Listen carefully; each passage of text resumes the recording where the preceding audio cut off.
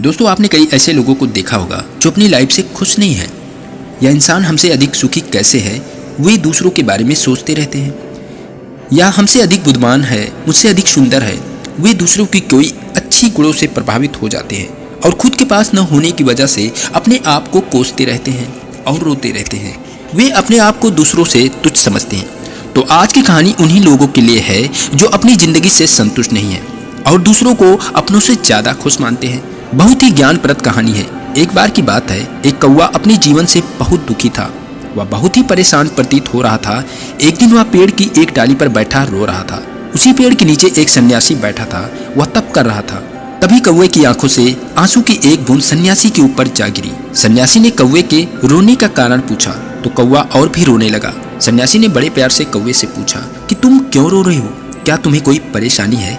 अब कौवे ने रोते हुए सन्यासी से कहा, कोई मुझे प्यार नहीं करता। मैं जहाँ भी जाता हूँ लोग हमें वहाँ से भगा देते हैं। लोग हमारा अपमान करते हैं। ना कोई मुझे खाने को देता है और ना किसी को मेरी आवाज़ पसंद है।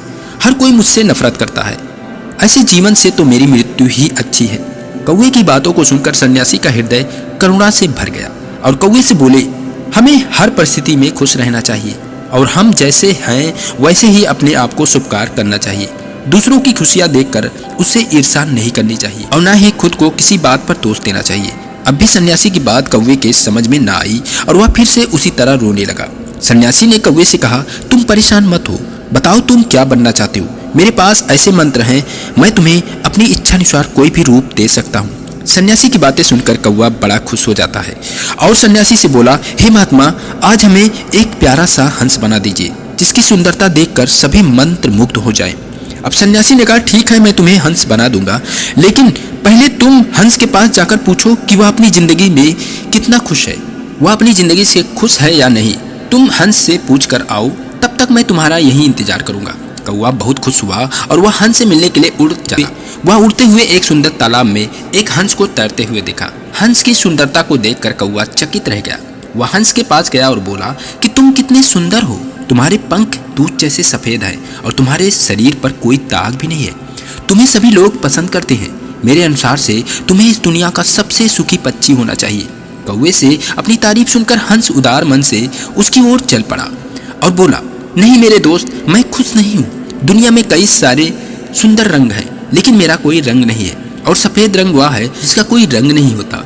मुझे लगता है कि तोता इस दुनिया का सबसे अच्छा पक्षी होगा क्योंकि वह रंगीन है। यह सुनकर कौवा वहां से उड़ गया और तोते के पास पहुंचा। उसने तोते से कहा, हे तोता, तुम कितने रंगीन और सुंदर हो। मेरे अनुसार तुम्हें दुनिया का सबसे अच्छा पक्षी होना चाहिए।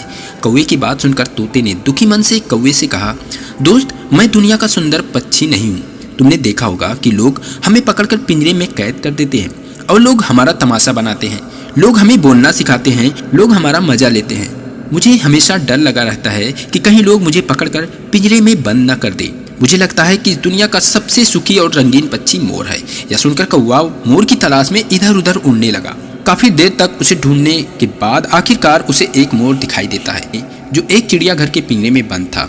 उसने देखा कि मोर को देखने के लिए सैकड़ों लोग जमा हो गए हैं। लोगों के जाने के बाद कौवा मोर के पास पहुंचा और बोला, हे मोर, तुम बहुत ही सुंदर हो।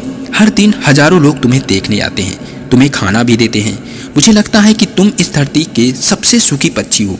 यह सुनकर मोर ने उदास मन से कौवे को उत्तर दिया, मैं जैसा सोचता हूँ इस धरती पर मैं सबसे सुंदर और सबसे खुश पक्षी हूँ, लेकिन मेरी इसी सुंदरता के कारण आज मैं इस चिड़ियाघर में फंसा हुआ हूँ। लोग बिना कारण मेरे रंग बिरंगे पंखों को उखाड़ लेते हैं, जिससे मुझे बहुत पीड़ा होती है। मोर ने अपनी गर्दन झुकाकर कहा, मैं खुश नहीं हूँ। मोर की बातें सुनकर कौवा आश्चर्यचकित रह गया। उसने मोर से पूछा, यह तुम खुश नहीं हो तो तुम्हारे अनुसार इस दुनिया का सबसे सुखी पक्षी कौन सा है?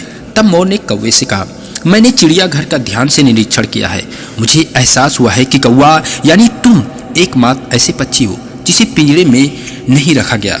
लोग तुम्हें पकड़ने की कोशिश नहीं करते और नहीं तुम्हें पिंजरे में कैद करते हैं। इसलिए मैं सोचता हूँ कि अगर काश मैं भी एक कौवा होता तो आज मैं भी खुले आसमान में उड़ता और आज़ाद रहता। यह सुनकर कौवा वहाँ से उड़ गया और आज उसे पहली बार कौवा होने पर खुशी महसूस हो रही थी। वह वापस उसी सन्यासी के पास आया और बोला, मैं जो भी हूँ ठीक हूँ और अब मुझे अपने आप पर कोई पछतावा नहीं है। वह सन्यासी की सीख को समझ चुका था। उस कौवे को पता चल चुका था कि हमें दूसरों से अपनी तुलना नहीं करनी चाहिए और हमें जो कुछ मिला है उसी पे अपना जीवन व्यतीत करना चाहिए। हम अपने जीवन में पाएंगे कि हमारी समस्या भी एक इसी कौवे की तरह है। हम अपनी तुलना दूसरों लोगों से करते हैं और दुखी होकर अपने आप को कोसते रहते हैं। हमारे पास जो कुछ है हम उसकी कद्र नहीं करते और कभी भी यह सोचने का प्रयास नहीं करते जो हमारे पास है उसे पाने की कई लोग लालसा कर रहे होते हैं और यही विचार हमें दुखों के दलदल में फंसाते जाता है। जो आपके पास नहीं है उसे मत देखो, जो आपके पास है उसी में खुश रहना सीखना चाहिए। शायद ऐसा कोई व्यक्ति होगा जिसके पास कम या ज़्यादा होगा। अगर आप अपनी तुलना दूसरों से करते रहोगे तो आप कभी खुश नहीं रहोगे।